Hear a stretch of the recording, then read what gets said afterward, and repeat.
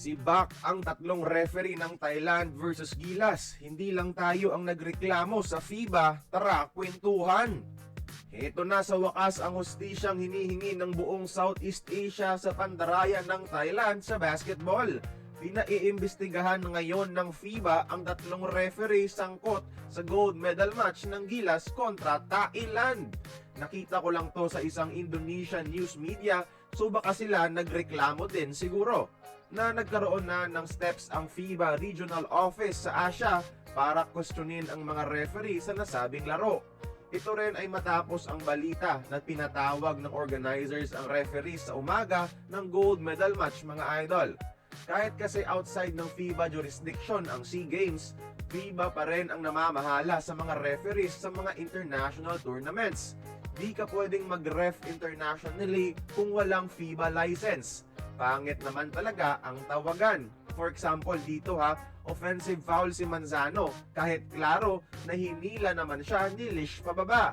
At heto rin yung traveling na di tinawagan na naging foul pa against Gilas resulting into free throws. Lahat ng mga klarong pandaraya na ito nangyayari sa last minutes ng fourth quarter noong naghahabol ang Thailand. So ano nga bang mangyayari sa mga referee if napatunayan na guilty sila sa pandaraya? Unang-una, pwede dyan suspension. Kung incompetent ang official at ang daming mga missed calls na hindi nakita, usually tumatagal ang ban ng 1 taon. Pero kung proven talaga na may evidence ng match manipulation or corruption, life ban ang ipapataw ng FIBA sa mga sangkot na referee. At hindi takot ang FIBA na magbigay ng ganitong klaseng parusa, lalo na't sinisira nito ang integridad ng fair basketball, dala ang pangalan ng FIBA. Kung gusto nyong makita lahat ng evidence ng pandarayan ng mga referee sa gold medal match, nakakompile yan sa isa nating video. Ipipin ko na lang sa ating comment section.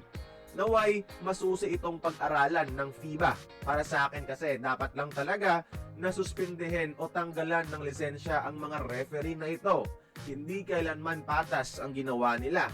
Kaya para sa inyo mga idol, anong parusa ang dapat ibigay ng FIBA?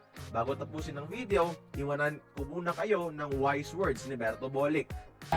Akala nila kami lang, madali-dali lang kasi hindi. May goal kami pumunta rito na mag-champion.